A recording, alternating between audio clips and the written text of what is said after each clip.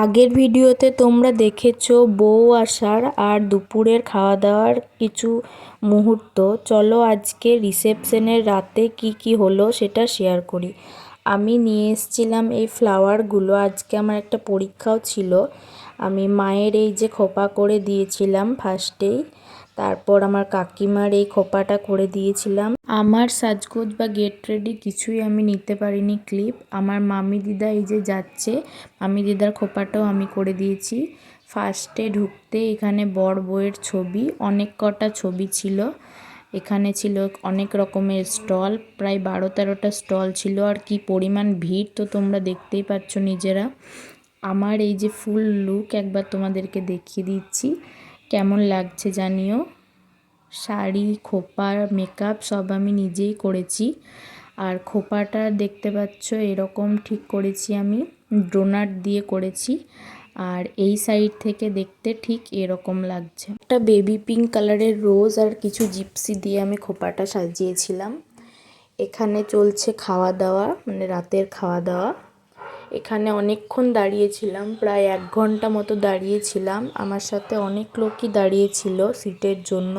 যাকে বলছি সকলে বলছে সিট আগের থেকেই বুক করে দিয়েছে।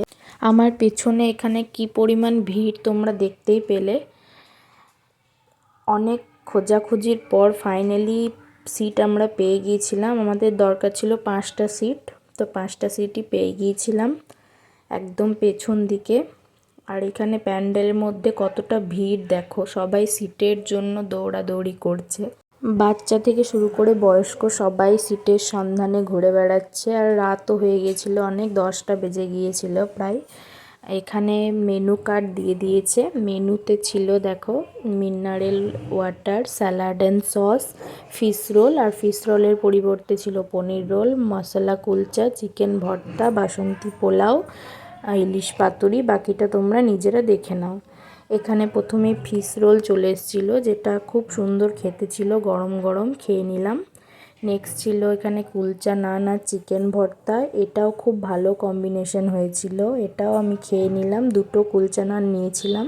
নেক্সট এখানে চলে এসছে বাসন্তী পোলাও, আর বাসন্তী পোলাওয়ের সাথে ছিল এখানে মাশরুম পনির ভর্তা।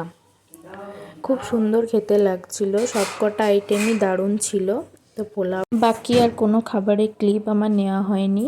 বাড়িতে এসে দেখি যেই রুমে সাজগোজ করেছি আমরা, সেই রুমটার ঠিক এরকম অবস্থা। যেখানেই বিয়েবাড়ি থাকুক না কেন, রুমের অবস্থা ঠিক সেমই হবে।